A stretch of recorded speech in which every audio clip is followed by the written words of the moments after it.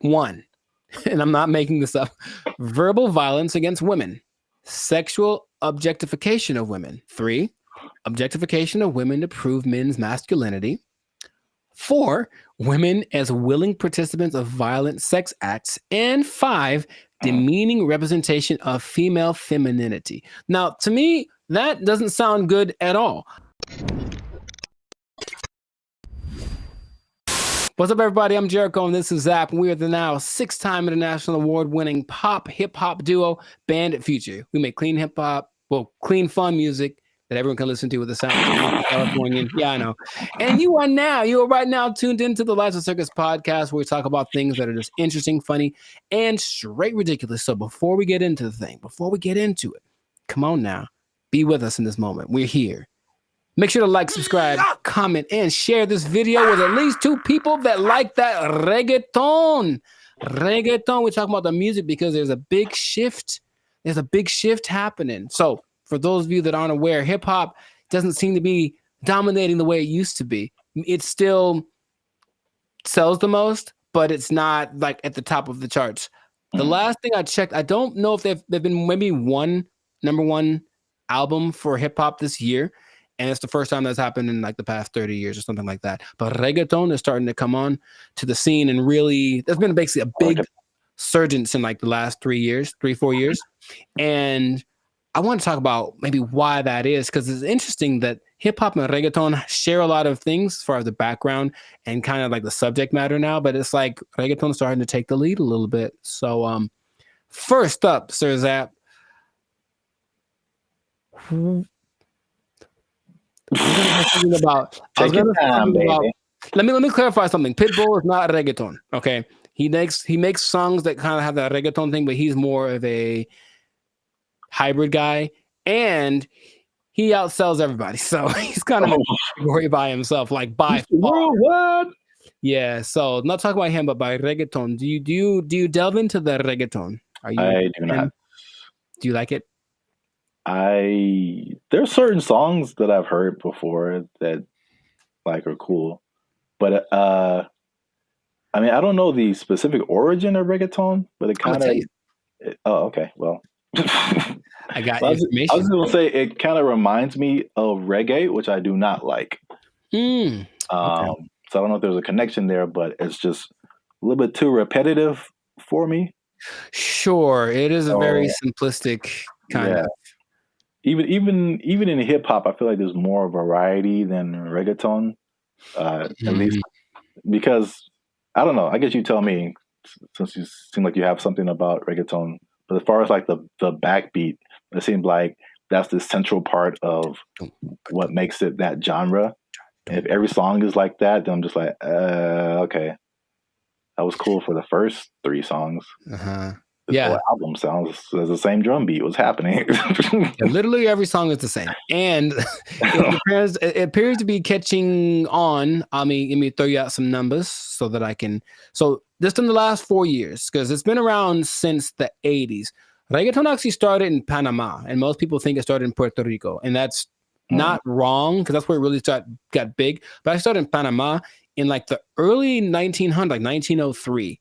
Around the building of the Panama Canal, because they were singing songs of oppression because all the workers weren't getting the rights that they deserved. Sound familiar? It's the story of humanity, apparently.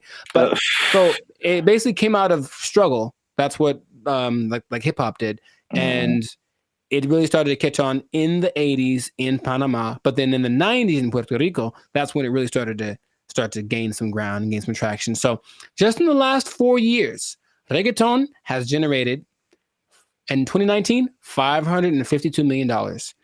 In 2020, $661 million. In 2021, $881 million. And last year, in 2022, $1.09 billion in revenue. So it's just going up. And it's like, what's going on? It's starting to it hasn't overtaken hip hop yet, but it's getting closer because hip hop's kind of going down. Now, interestingly enough, a lot of the hip hop people are going back to older hip hop. Like that's kind of what I guess is the most notable thing. The best selling hip hop albums are older ones. No one's really messing with the new stuff. I believe of the top 25 best selling albums for hip hop this year, only 3 were made this year. So no one's really digging the new stuff, but everyone's going to the reggaeton. And interestingly enough, and then, that music is so limited in what it talks about that it's kind of like, why is that the new thing? But maybe people gravitate towards that. So the top 5 subject matters for a reggaeton song. If you want to make your own reggaeton song right now, this is what you have to talk about. 1, and I'm not making this up, verbal violence against women, sexual objectification of women. 3, objectification of women to prove men's masculinity. 4, women as willing participants of violent sex acts. And 5, demeaning representation of female femininity. Now, to me, that doesn't sound good at all. But for some reason, people are swallowing it up like hotcakes, I suppose, or whatever the for. And so it's starting to generate a lot of things. And of the people that are the most popular, by far, Bad Bunny. That has actually had the #1 selling album of 2022. His album Un Verano Sin Ti sounds pretty cool. But I guess where I'm going is why does it seem to be that? Because I think when hip hop was king, it was still misogynistic and about riches and bling and violence and all that kind of stuff. And now reggaeton is taking over, like taking the lead by talking about the same thing. And it's a curious thing because the most popular music in the world didn't seem to be so demeaning until the 90s. And then hip hop started to bring it up. And now this is kind of taking things. So maybe my other question is, what's happening with us as a society that's causing this to be the thing that we say this best represents us? Not talking about US, but talking about worldwide. Reggaeton is giant. Do you have any thoughts, any opinions? Yeah. So I think, well, first off, I think that the beat is up here. That's what brings people in, and then the lyrics are down here. So I think I told you this before. I'll never forget when I went to a T-Mobile, some kind of T-Mobile corporate event. All these guys and women in like suits and ties and cocktails and all that kind of stuff, and they were playing Soulja Boy, Superman, that all that stuff, and they're just vibing to the whole song. And I'm like, it was just so weird to see because there was not a lot of black people, and I was just like, they have no idea what this song is. They do not. No. So there's that, and then there's also like, I'll tell you this. Another YouTuber I watch named Pat Bet David, just millionaire, just gajillionaire, gives good business advice, all this kind of stuff. And he's recently gone like political, but he's talking about America. And one thing, there's a quote that he said that America is not its ideals. So there is the like innocent until proven guilty. It's like, we can say that, and technically that's true, but we know that if you have an accusation, like you're losing your job, it hasn't even gone through the court system. Like all this stuff is happening, and so it's like, yeah, in America you're innocent until proven guilty, but in the court of common, whatever that's called, common like law. You guilty. You're guilty, bro, until you prove you're innocent. Like it's backwards. So I say that to say this, like in the songs, it's like, and I noticed that because we do music and we study music and social media and all this kind of stuff to like do what we're doing. Like I noticed that people, they say that they don't like one thing, but then they turn around and they gravitate towards it.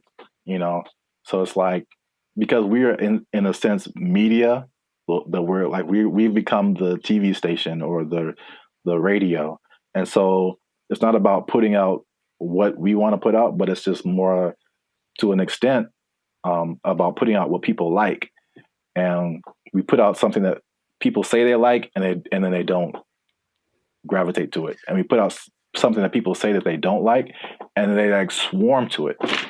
So. Interesting. Well, yeah, it's people be lying, man.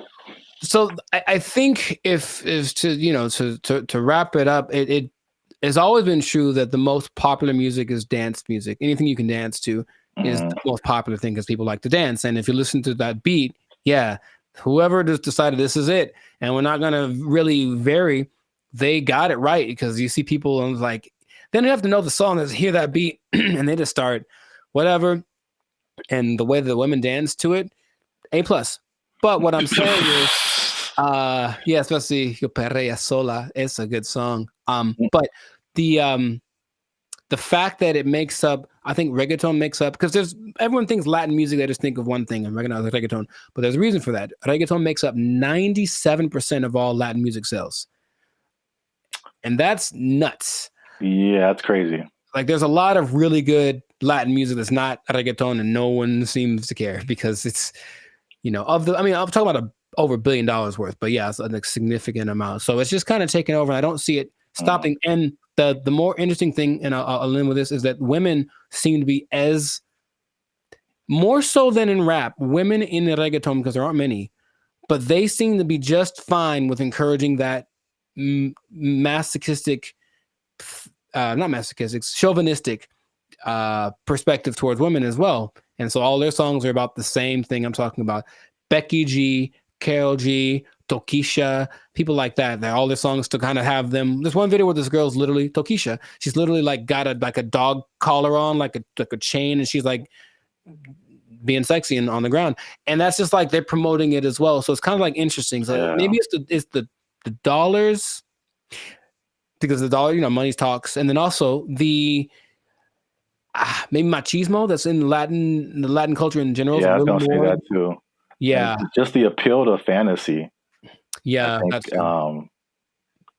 You definitely see that in the hip hop videos. It's like, okay, why are these people riding in cars and showing off houses and flashing money? It's like an appeal to the fantasy of what other people want to have. Right. So people watch that. So it's crazy, man. So it's not going anywhere. But all I'm saying is that because it is, if Ozuna or Bad Bunny or J Balvin or Karol G or Daddy Yankee or Wisin or Archangel or Becky G or Raul Alejandro or Calle 13 want to do a song with Band of Future, I think we'd say yes. That's all I'm saying. We'd find a way. We'd talk about it. Like maybe let's tone it down a little bit. Not have so many women in dog houses like I've really seen in videos. And we can talk about something a little more amicable. That's all. But amicable. Ooh. It's taken over. So vocabulary. Reggaeton. Yeah, it hits. Muy pegajoso el ritmo. So if you like reggaeton, comment about your favorite reggaeton artist, maybe someone I didn't mention, or why you think reggaeton is so just worldwide. And we even talk about Pitbull, dog. So what? Pitbull, dog. And if you really want to have some fun, go read some of Pitbull's lyrics to his song. I guarantee there's a surprise in each song. A good surprise? That depends on. It depends on you. Yes. But yeah, it's been another episode of the Life's a Circus podcast. So yeah, like, subscribe, comment, share this thing with your reggaeton lovers, and just keep the beat moving because reggaeton's not going nowhere. So if you want a job, maybe you should, get it. Maybe you should get into that. Get into that field if you really want something, because it's gonna probably feed your grandkids. If you have one good reggaeton song, your grandkids are gonna eat well. So go for it. That's all I got. Mr. Worldwide. Oh, they took our jobs.